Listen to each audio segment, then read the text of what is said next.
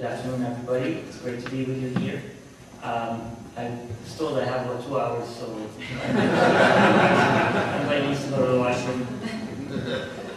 I'm going to talk about my journey, and start off by saying, yes, I'm an engineer, but I failed at engineering. I went into business. I did my MBA. I failed at business. The only place I could go was politics. But having said that, I can tell you I went through a fascinating journey. As I came to Canada I was 19 years old. I went to Ryerson University. I did my engineering degree. And come from, first of all, my background in the Middle East. We don't know what democracy is. We don't know what civic participation is. In fact, we're conditioned to stay away from politics. Otherwise, you would be exiled or imprisoned. So I was one of the most cynical people about politics, and I wanted nothing to do with it. And I still remember during university days when we had booths set up by the different youth branches of the parties trying to recruit members or sign a petition, and I would walk in different hallways. I just didn't want to be asked about politics, didn't want anything to do with politics, and I was focused on my education, and frankly, I was focused also on making ends meet. I went through a rough period where my financing were hard to come by. Remember times where if I had $100 in my bank account, I would go out there and buy a chocolate bar because I know I can afford it.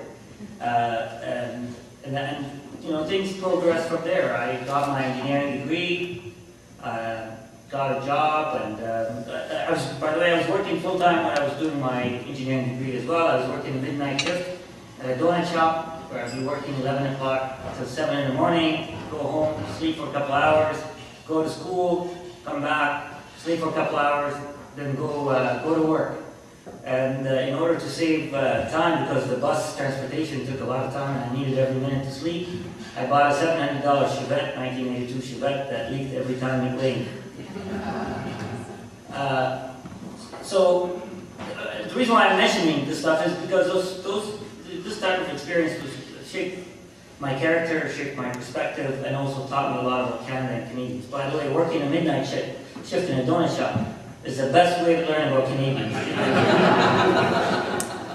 Because during a regular shift, you'll only get the customer walk in, buy a coffee, and leave. Midnight shift, usually they have a few minutes to sit down and talk to you about their daily challenges and what they expect tomorrow. So I learned a lot from it. And after graduation, I went and did my MBA part-time, and after that, I was focused on my career, but I also began to get itchy. I realized, I don't know what it was. It was probably a sense of maturity, sense of reflection, maybe confidence, not worrying about other things. I realized there has to be a role for me in what I could do in society, because I always sat around with my friends and complained about political situations or societal challenges, and then, I'd read an article that expressed my frustration, so I would send it to 20 other my friends and say, see, this is exactly what we were talking about.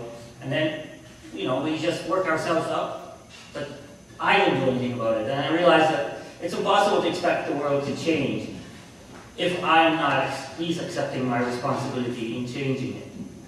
And that's what led me into social activism. It wasn't politics, it was social volunteerism. And I volunteered with Junior Achievement for a while as a corporate advisor or consultant, where I would go to schools and talk to grade 9s and 10s about staying in school, about business world, etc.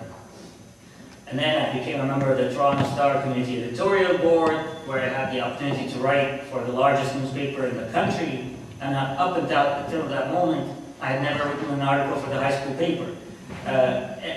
And slowly, I began to realize that, the sense that I used to have, that I can't make a difference, is untrue. That I can make a difference, that every individual can make a significant difference.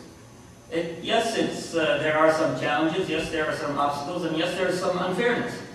But it's any type of passion or determined values or principles that are coming from deep inside can be translated into action and can lead to results, can lead to making a difference. And that's when I also got involved in the Liberal Party, because I got to see that the activism can make a difference.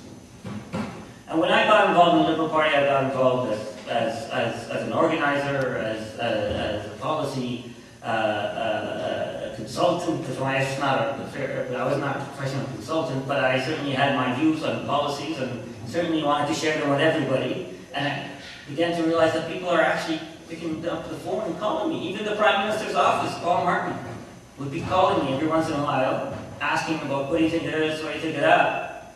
And you know what? You can actually make a difference, but you don't. I didn't plan for it. I didn't plan to run for office. I didn't plan to become a political junkie. It was a passion. It was a drive. But I realized that you can make a difference, and that led me to the conclusion that running for office is one form of expression of participating in how you shape decision-making processes.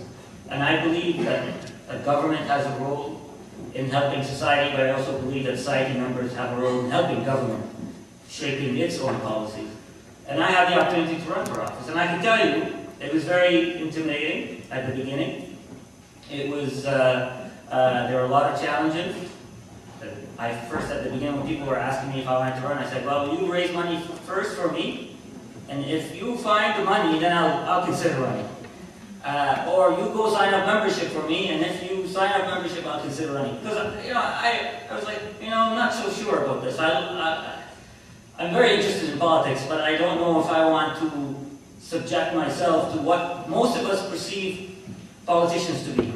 A transactional form of doing tit for tat, maybe selling off their principles, or willing to say and do whatever it takes. And that's what my perception of politician was, and I wasn't sure if I wanted to be one of them until I realized one day if people that don't believe in what they're doing are not willing to stand up and run, how else are we going to expect to make a change or make a difference?